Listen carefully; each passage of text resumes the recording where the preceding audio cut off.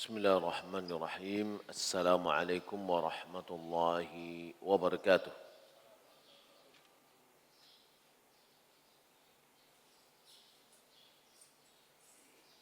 الحمد لله رب العالمين والصلاة والسلام على أشرف الأنبياء والمرسلين وعلى آله وصحبه أجمعين.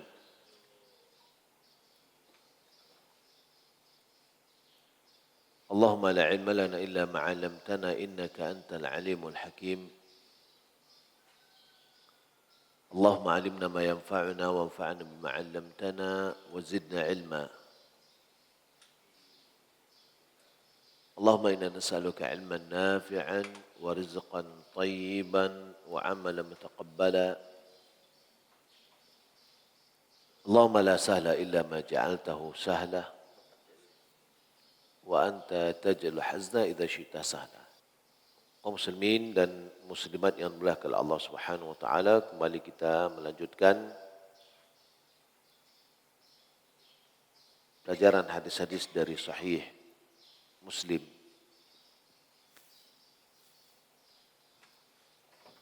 Kitab Al-Libas wal Zinah,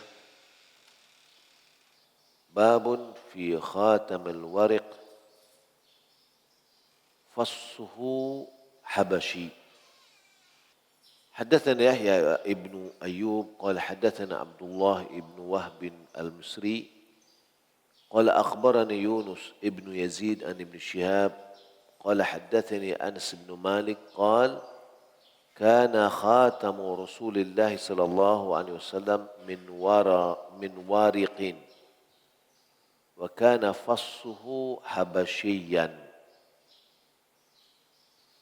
وحدثنا عثمان بن أبي شيبة وعباد ابن موسى قال حدثنا طلحة ابن يحيى وهو الأنصاري ثم الزراقي عن يونس عن ابن شهاب عن أنس بن مالك رضي الله تعالى عنه أن رسول الله صلى الله عليه وسلم لبس خاتما فضة في يمينه فيه فص حبشي كان يجعل فصه مما يلي كفه. وحدثني زهير بن حرب قال حدثني إسماعيل ابن أبي ويس قال حدثني سليمان ابن بلال عن يونس ابن يزيد بهذا الإسناد مثل حديث طلحة بن يحيى. Bab cincin perak yang matanya dari Habasyah atau juga diterjemahkan dari batu akik berwarna hitam. Hadis yang pertama dengan sanadnya kepada Anas bin Malik qal, dia mengatakan kana khatamu Rasulullah sallallahu alaihi wasallam min wariq. Cincin Rasulullah sallallahu alaihi wasallam terbuat dari bahan perak. Wa kana fassuhu habasyian. Dan matanya, ini mata cincinnya dari batu akik berwarna hitam.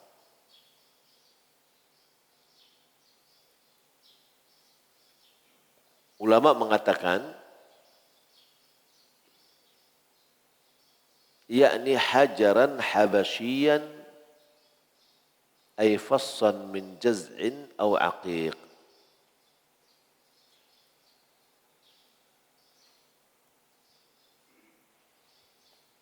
Yakni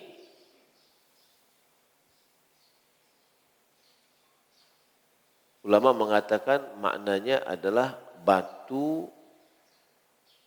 yang ditambang di Habasyah dan matanya atau maksudnya adalah matanya atau mata cincinnya min faz'in aw aqiq, terbuat dari batu akik atau onyx, semacam batu akik yang berwarna hitam. Ya. Fa inna ma'danahuma bil Habasyah wal Yaman. Karena tempat tambangannya ada di Habasyah dan di Yaman. Wa qila launuhu habasyi. Ada mengatakan maksudnya warna dari matanya itu adalah hitam. Habasyi, Habasyah. Orang Habasyah itu hitam. Jadi warna hitam. Wa jaa fi Sahih Bukhari min riwayat Humaid an Anas aidan fassuhu minhu.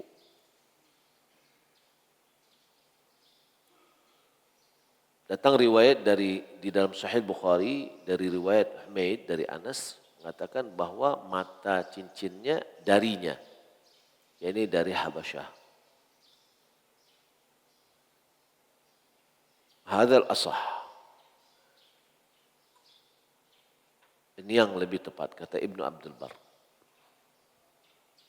Wa qala ghairuhu, yang selain dari beliau mengatakan kilahuma sahih. yakni kedua-duanya benar, baik itu ditambang dari Habasyah atau memang dinamakan Habasyi karena warnanya hitam. Wa kana li Rasulillah sallallahu alaihi wasallam fi waqtin khatamin fassuhu minhu. Adalah Rasulullah sallallahu alaihi wasallam pada saat waktu memasang batu mata cincin yang ada di tempat beliau.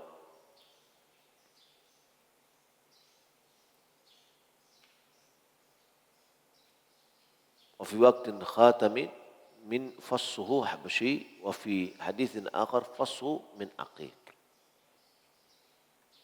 Ada yang meriwayatkan bahwa ketika dia memakainya itu batunya dari atau berwarna kehitaman, atau dalam riwayat lain batunya dari batu akik. Jadi batu akik yang ada di Indonesia ini berarti berasal dari bahasa Arab ya. Ya, akik.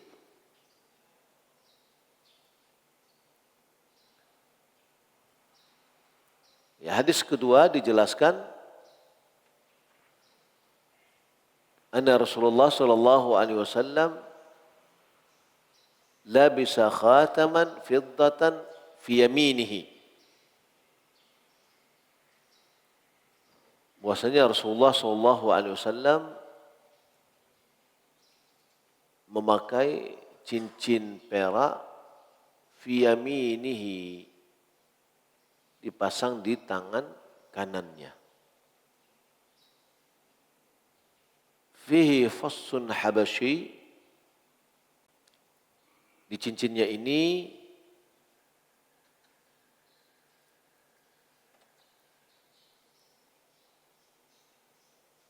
ada mata cincin yang berwarna hitam. Kana yaj'al fassuhu mimma yali kaffahu. Dia letakkan mata cincinnya ke arah kafnya, arah tangannya.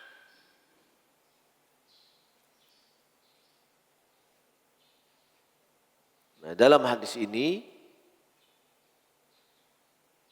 dijelaskan bahwa cincin beliau ini di tangan kanan. Bab yang berikutnya menjelaskan di mana posisi cincin Rasulullah. Babun fi lubsil khatam fil khinsar minal yad. Bab memakai cincin di kelingking tangan. وحدثني أبو بكر بن خلاد الباهلي قال حدثنا عبد الرحمن بن مهدي قال حدثنا حماد بن سلمة عن ثابت عن أنس قال kana khatamun Nabi sallallahu alaihi wasallam fi hadhihi wa asyara ila al-khunsir min yadihi al-yusra.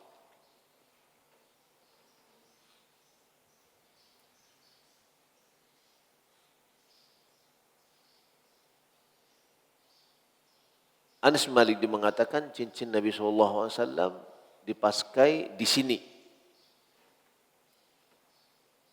Beliau mengisyaratkan kepada kelingking dari jarinya di tangan kiri. Imam Nawawi mencantumkan di dalam syarahnya, beliau mengatakan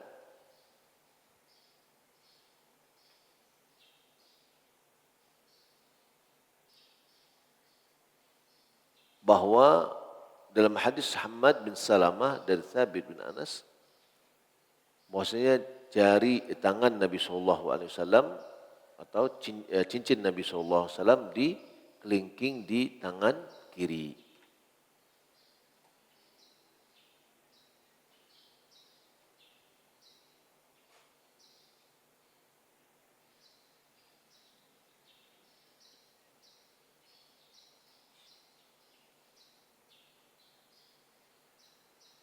Baik, kita ambil bab berikutnya, babun an-nahyu an takhattum fil wusta wallati taliha.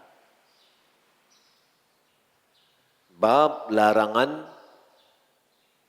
memakai cincin di jari tengah dan yang selanjutnya.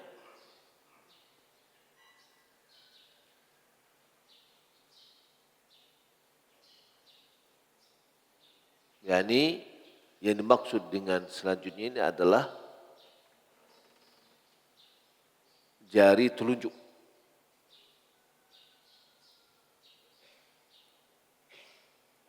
Haddatsani Muhammad ibn Abdullah, haddatsana Muhammad ibn Abdullah bin Numair wa Abu Quraib jami'an an Ibn Idris wal lafdhu li Abi Quraib qala haddatsana Ibn Idris قال سمعت عاصم ابن كليب عن أبي بردة عن علي قال نهاني يعني النبي صلى الله عليه وسلم أن أجعل خاتمي في هذه أو التي تليها لم يدر عاصم في أي اثنتين ونهاني عن لبس القصي وعن جلوسي على المياثر قال وأما القصي فثياب مضلعة يؤتى بها من مصر والشام فيها شبه كذا وأما المياثر فشيء كانت تجعله النساء لبعولتهن على الرحل قال قطائف الأرجوان.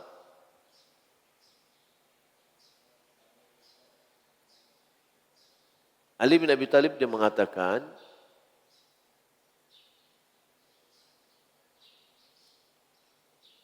aku dilarang, yakni oleh Rasulullah sallallahu alaihi wasallam, untuk meletakkan cincin di ini dan di ini. Yakni dia berisyarat kepada jarinya dan yang berikutnya. Asim yang meriwayatkan hadis ini tidak tahu mana yang dimaksud dengan dua jari tadi.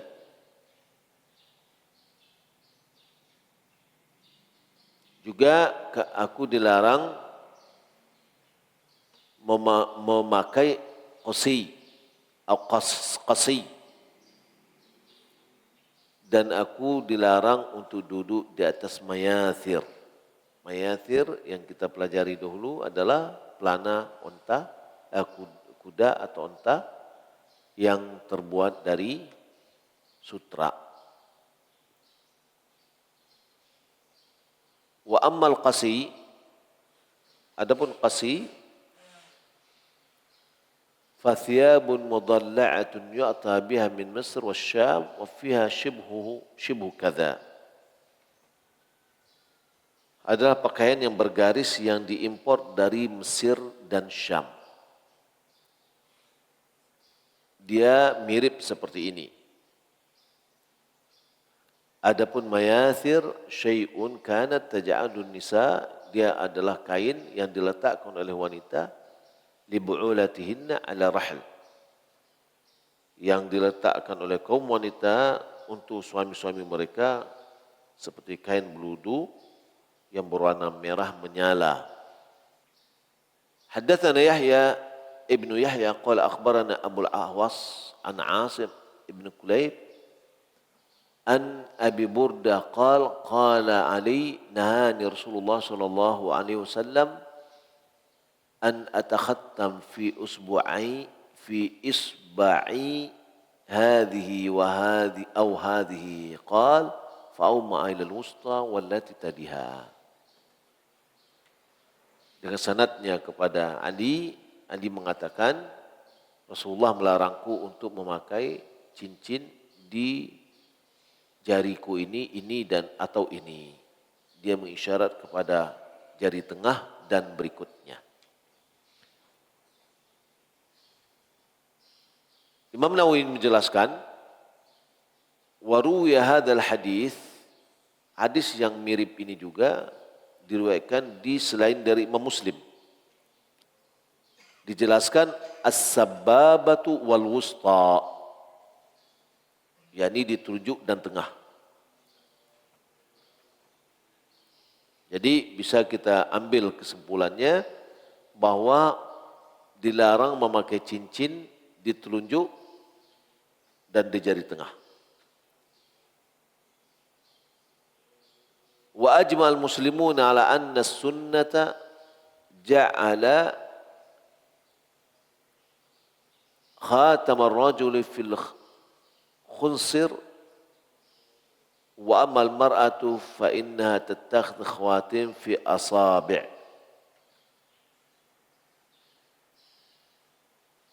Sepakat kaum muslimin bahwa sunnah itu meletakkan cincin, laki-laki memakai cincin di jari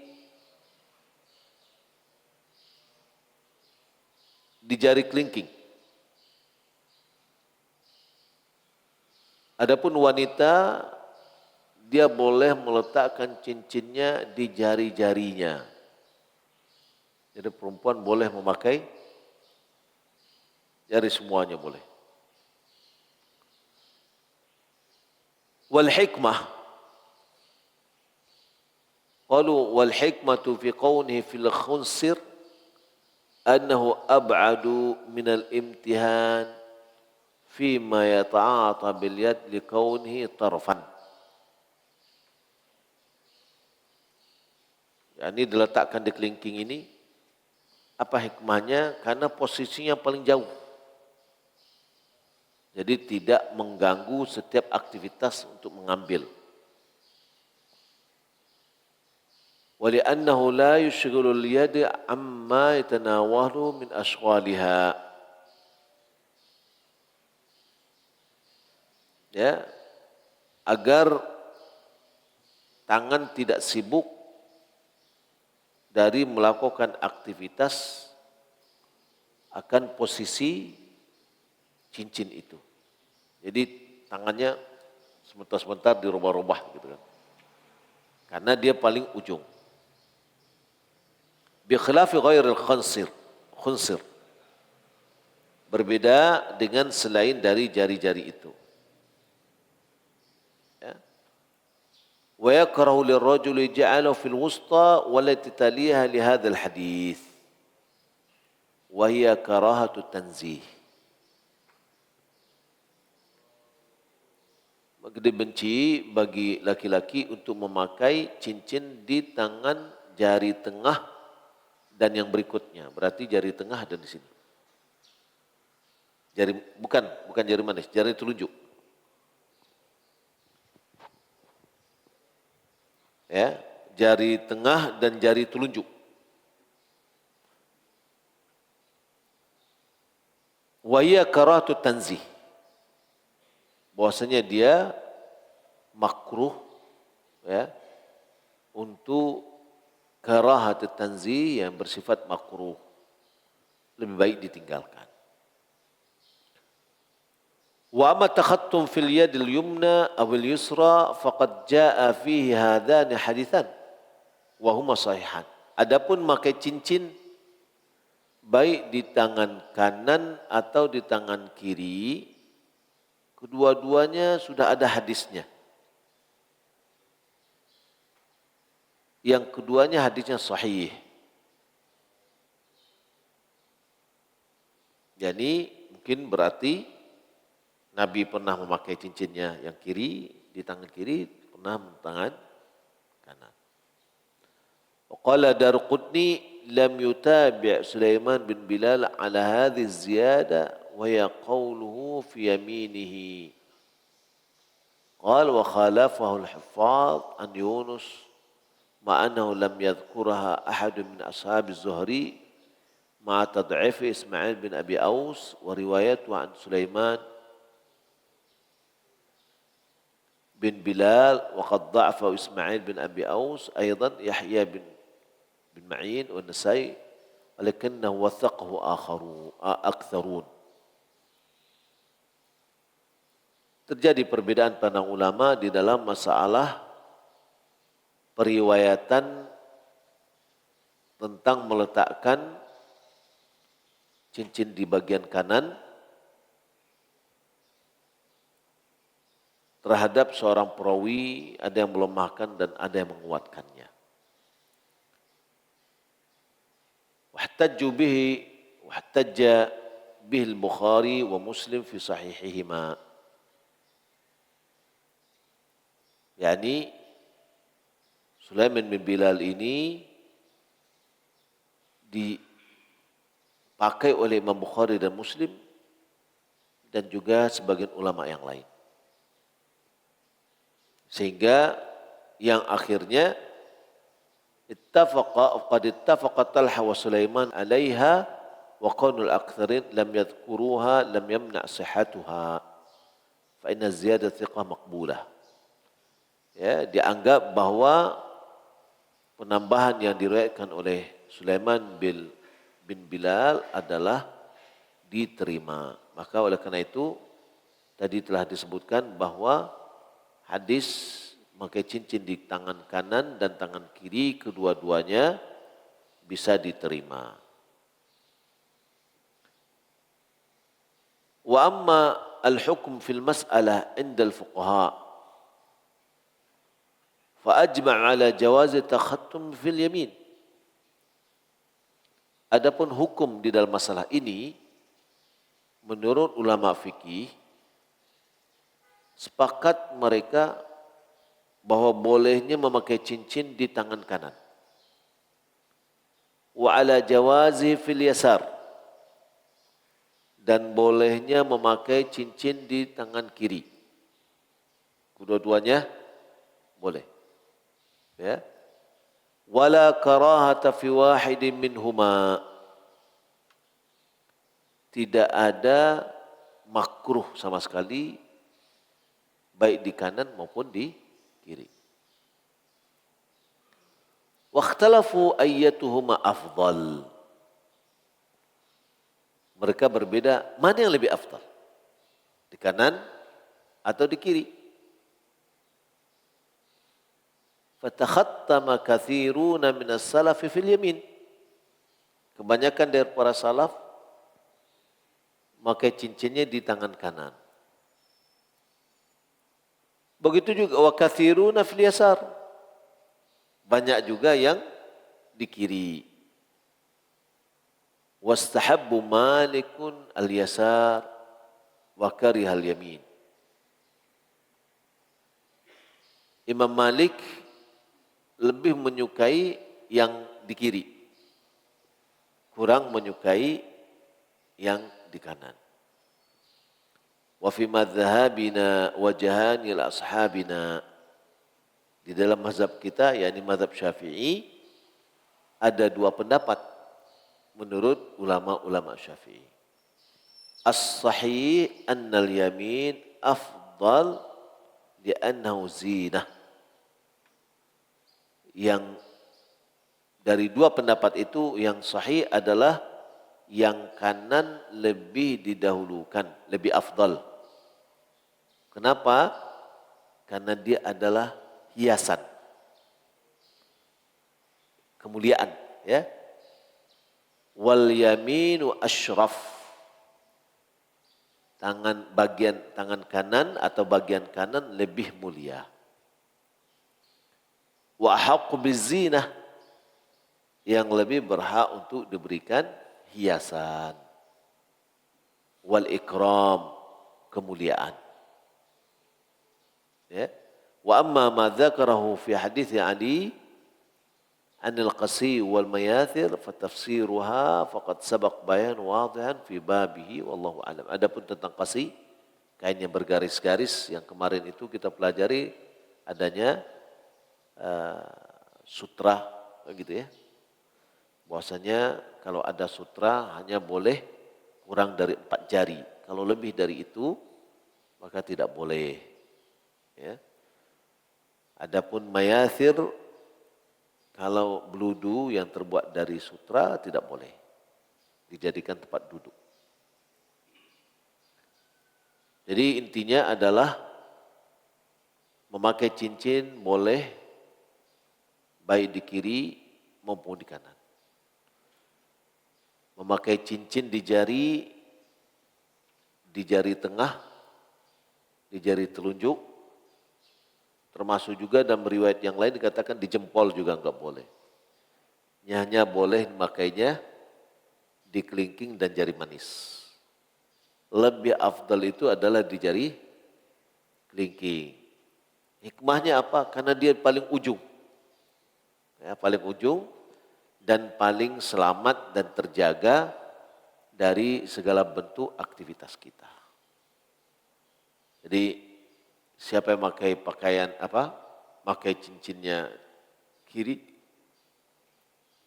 tidak perlu dipersoalkan. Ya, maka siapa yang pakai cincinnya kanan tidak juga perlu dipersoalkan. Nah, di mana yang lebih afdal nih, kayak gitu ya?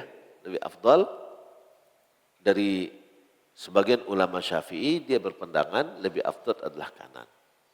Dari sisi apa? Karena kanan ini adalah yang lebih mulia. Jadi sementara cincin adalah perhiasan, maka kalau yang baik-baik itu yang kanan lebih baik.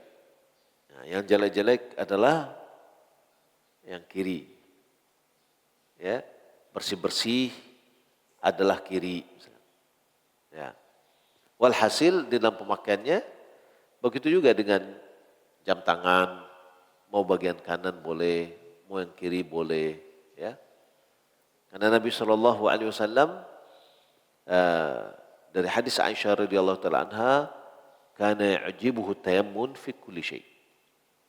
Nabi sangat menyukai yang kanan dalam segala sesuatu.